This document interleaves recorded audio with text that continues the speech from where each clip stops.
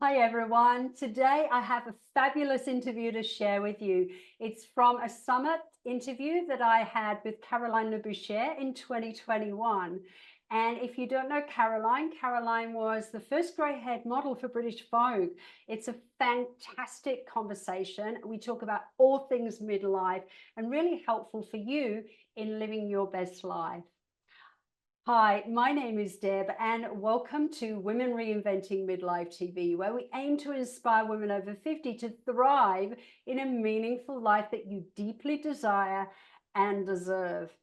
Caroline was an army wife for 20 years, and she's also a mother of 2 grown children. And in 2019, at the age of 54, she started a new career as a model and ambassador for her generation. She's led a full-page campaign in British Vogue 8 times in 12 months, and she now regularly represents the over 50s in print and film, and she runs ultramarathons too. She's passionate about empowering all women to live their potential. And in this interview, particularly, she shares a few secrets into how she looks so gorgeous, how she stays fit and well and living her best life. And she also, at the end of the interview, gives some fabulous tips into how you can live your best life in midlife and beyond. So I encourage you to stay until the end. Okay, let's go over and have a look. Caroline, welcome. Thank you. Thank you. And you are everything that you are inspiring women to be. You look fabulous and you are walking the walk. Thank you. And you too. Yeah, exactly. Yeah, exactly. And I know, one of the things we're going to talk about today is that mindset around aging, aren't we? And why? And that is so important, and the way we view ourselves in this middle part of life. I'd love you to share a little bit about your transitional story, because it's pretty unique. It is, but everybody has a story. Yeah, exactly. And I was not looking for a new career. I was a receptionist in a school for 6.5 years, and I'd always been always wanted to be slim, always looked after myself, always exercised, not eating green every day, living life, enjoying life, but pretty strict with the way my clothes fit me. If somebody says I have different size clothes in my wardrobe, or you see on Facebook somebody saying, so I've put on a lot of weight, where do I go shopping now? Lose the weight. Don't be going and buying bigger clothes. So I get very stressed by that sort of comment. And we are told about the way we are supposed to be in our midlife, and I was following those rules.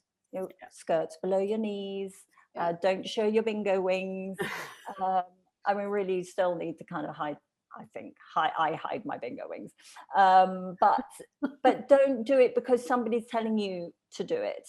And 50 is not old anymore. No, it's halfway. Like you said, it is midlife, and we have another 30-40 years hopefully living without our kids around, and doing what we want to do. And that's what this period is about. Sort out your hormones, do all of that, and enjoy life. And that's what we're trying to get people to do. Yeah, absolutely.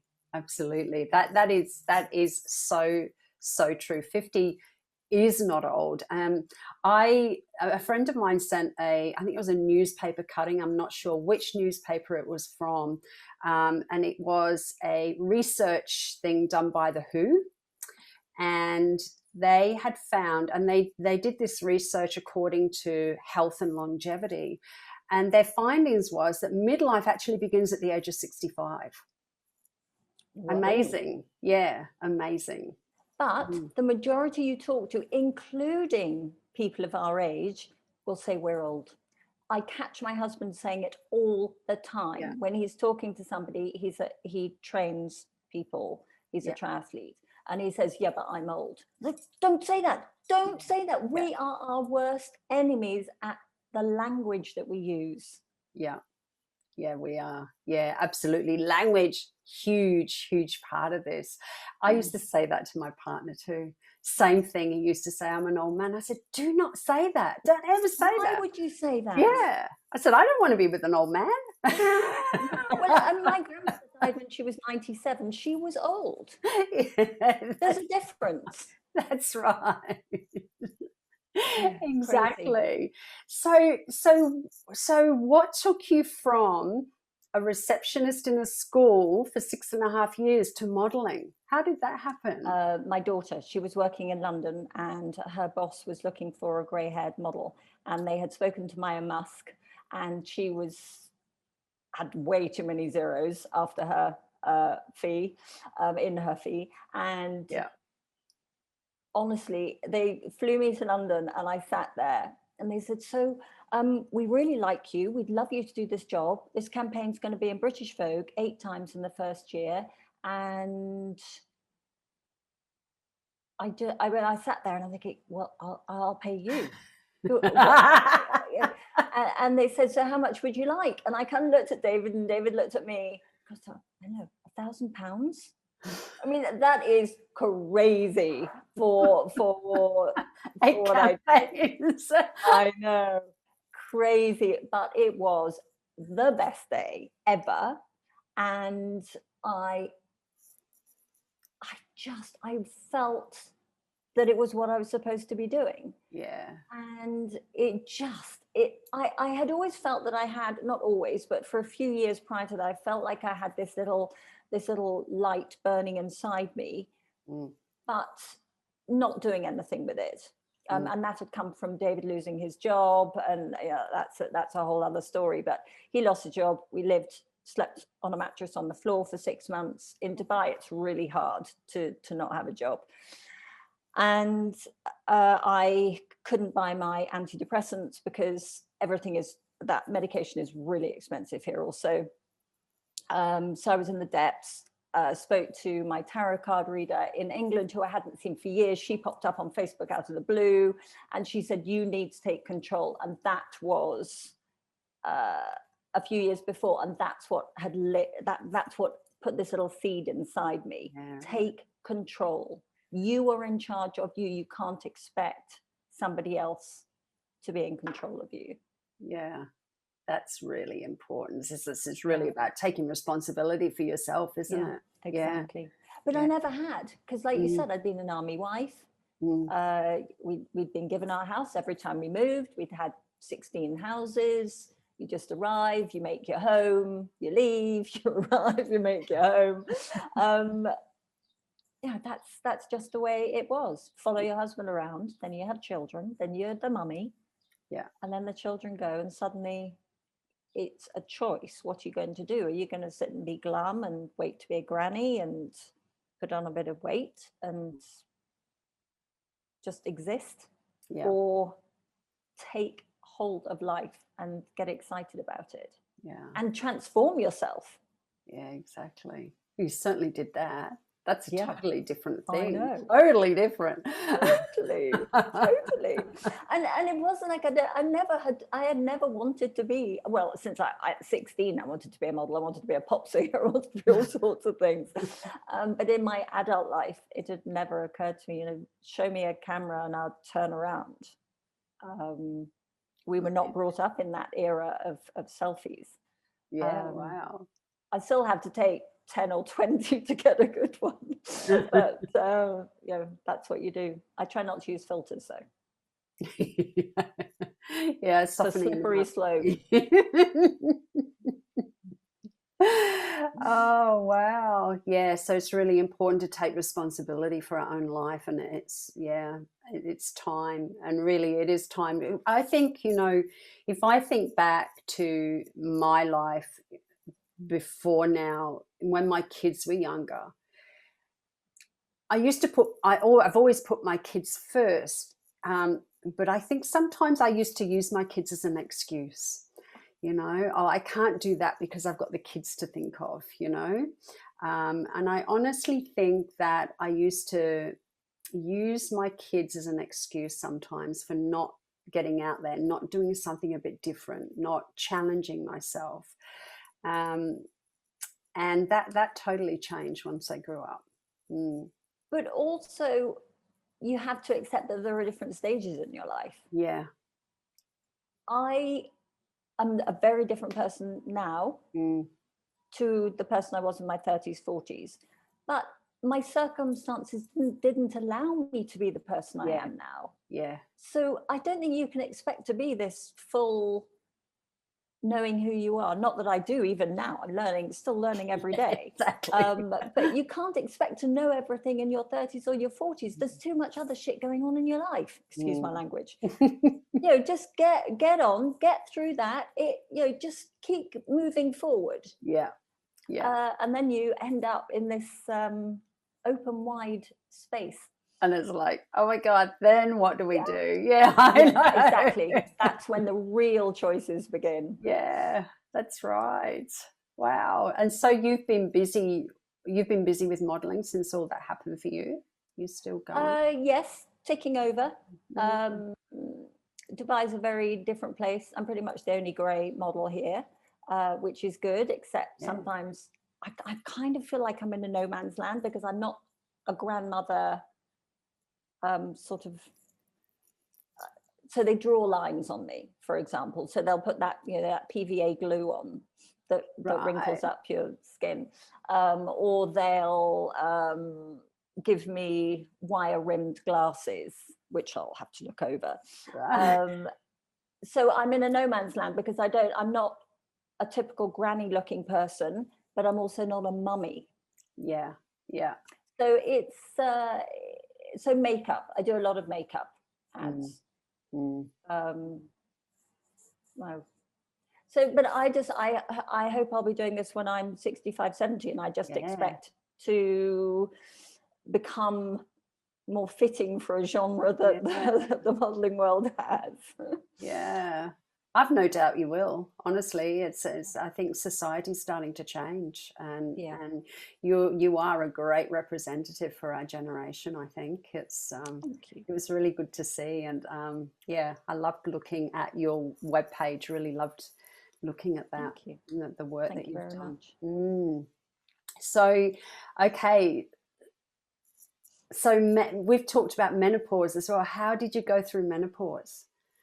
I didn't know I was going through menopause, and I certainly didn't know about perimenopause. And so it is one of my missions for women to know that perimenopause happens around 39, 41 years old, and you need to prepare yourself. It's going to happen. You're not going to be able to stop it. Yeah. So don't think about it as an old person's thing. That's why women don't talk about it. If I say I'm menopausal, you immediately think, oh, right, she's old. Yeah. It's just going to happen, and it's just hormones. It's like a thyroid. So and make sure that you speak to the right doctor, because you go to one doctor, they say go and get a hobby, or you're not going through menopause. Well, hang on a minute, these are my feelings. Now you can get lists, you can tick the boxes of all the symptoms, which there are 30 of approximately, and go to the doctor armed with that list and tell them what you want. Listen to them, obviously, and if you're not getting the right answers, go to another doctor. But really try and find a menopause specialist rather than a GP if you don't know that they know what they're talking about. Really important, because I remember the first doctor I went to, I actually had adrenal fatigue as well at the time, although I didn't know. The first doctor I went to, who was incidentally a female, tried to put me on anti-anxiety medication. And I refused. Common. So common. I refused because I'm anti-medication. So I refused, and then went to another doctor who did all the tests and found out my hormones were all over the place. So, and that was why the anxiety was so high. So that's, huge. And because women don't know what's going on, how can they expect their husbands to know what's going on? Exactly. That is a huge factor. So your husband thinks you're not the person he married, Why are you changing? You don't know why you're changing, and things can break down. It's so important that you talk, keep communication open. Say, I feel shitty. I really, I don't feel like myself. Move forward and do something about it. Yeah.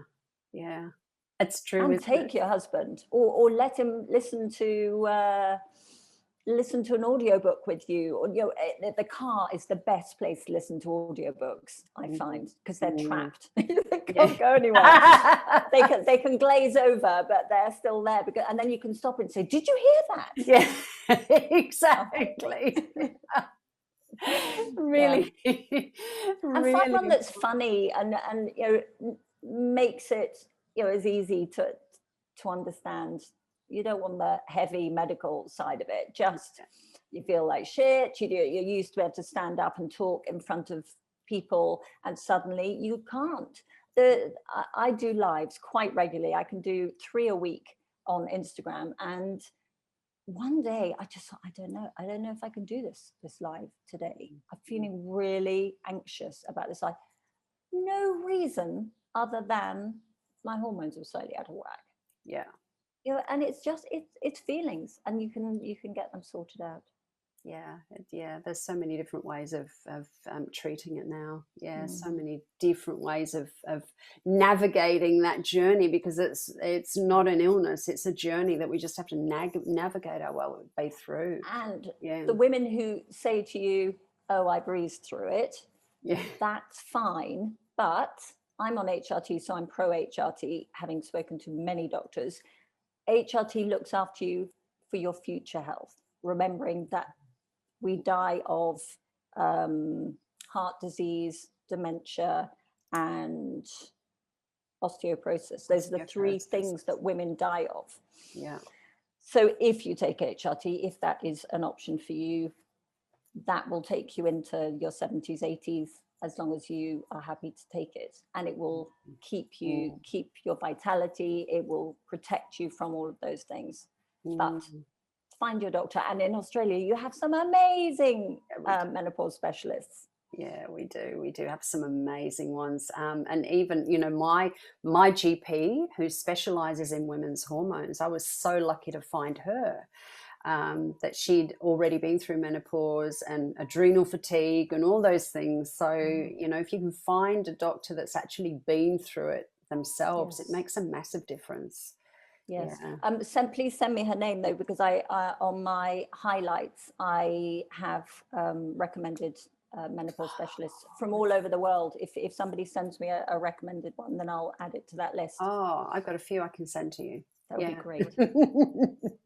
I'll send you a few. Yeah. So the mindset around it, language around aging as well, how you see yourself, how you if you don't like something about yourself, change it. If it affects you, if you're overweight, you can do something about it. You know, everybody says, oh, you get menopause, you put on weight.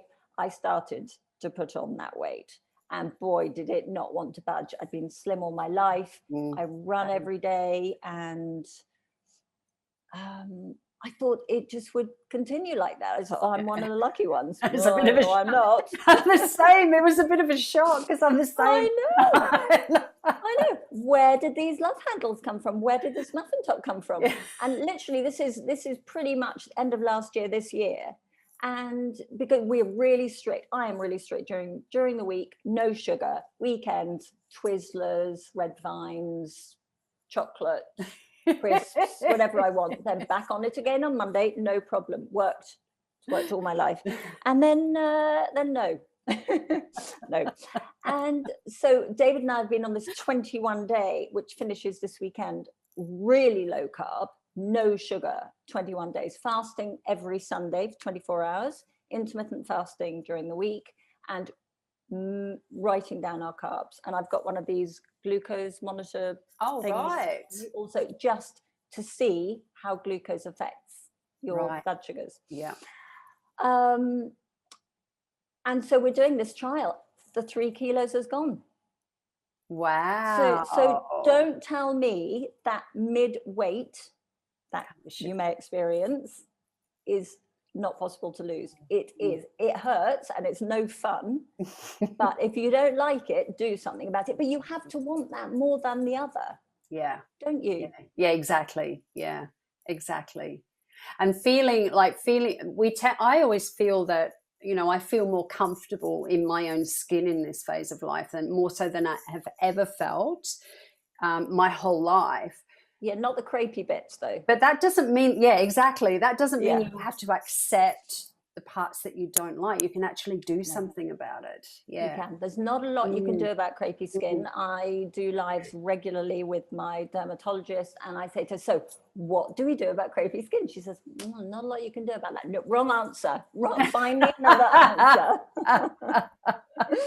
But so when I find it, I'll be shouting it out. And I have wrinkly knees. Just over the tops of my knees are wrinkly now. Same, yeah. And so if you ever take a picture of me running, you just see these lines. So that's all I can see when I see a photograph of that. And so I went to see somebody, and Natalia, my dermatologist, said, just get one leg done. So I had God knows how much filler put in one knee, filler and Botox put in one knee. And the doctor said, this will work. Not a jot, no difference. Luckily, I didn't pay for it because it would have cost a lot of money. But I'm so pleased she told me to do one leg. Yeah, so you could see the difference. And I've got photographs on my website of the no difference. So I feel the need to try things. Yeah. So I can say to you, and people say, oh, should I try this machine? Well, if that machine worked, we'd all be using it, and we're not. So obviously it doesn't. Yeah, yeah. What about you? What about your face though? Because your skin and your face looks amazing. It's beautiful. Well, thank you. Okay. I mean, really, all of this is on my website too. So I did have an endoscopic brow lift, which is the best thing I ever did. I had that done 6 years ago. And so that's 5 incisions at the top. And so they go in, separate the skin, and just put the skin back over the top. Right, okay. I had very droopy lids. The only negative to that was I don't look like my son anymore, or my son doesn't look like me anymore. So that was kind of oh, hang on a minute. But honestly, the best thing I ever did. And then this year, last year, November, I had a lower facelift. Okay. Where they cut here, inside the ear, and round the back. Yeah. And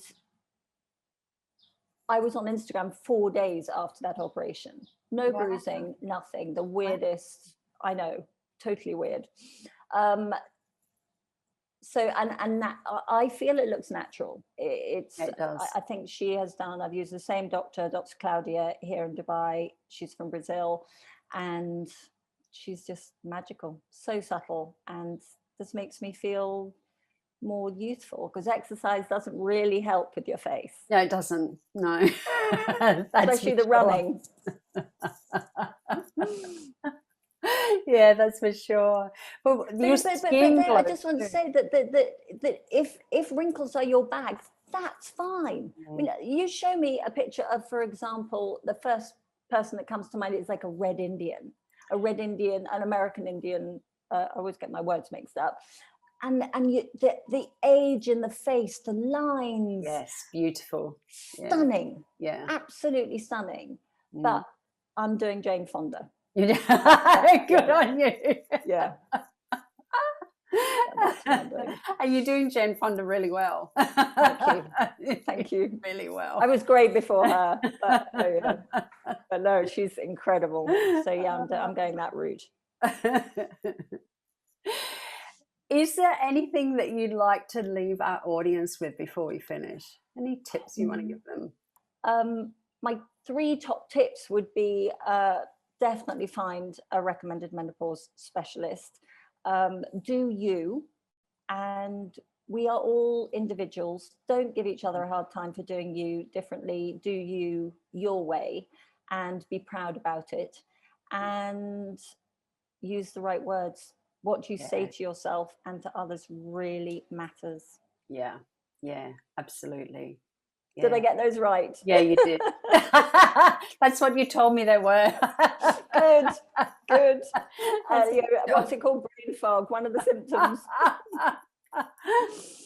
Because it's true, isn't it? Yeah, what we say to ourselves, but also what we say to other people about ourselves as well. Yes. Yeah. Even if Really. it's when you're running, you're out there and you just think, I really don't want to be here today, or my right knee hurts. I then talk to my right knee and tell it it doesn't hurt, or I talk to my left knee and tell it to sort my right knee out. Yeah, you just talk to yourself. Your brain is incredibly powerful. Yeah, it is. Yeah, absolutely. So powerful. Caroline, thank you so much. Thank you so much for this really inspirational conversation and sharing your secrets. Yeah, there are a few. Well, they're not secrets. They're not secret, because the more we talk about it, the more women learn. We're all learning from each other. Yeah, And that's what it's about. Yeah, absolutely. I agree. And thank you for joining us. I trust you enjoyed the video. And if you found the content helpful, please remember to like the video, share the video, subscribe, and click the bell for notifications so you don't miss out on the next video coming out.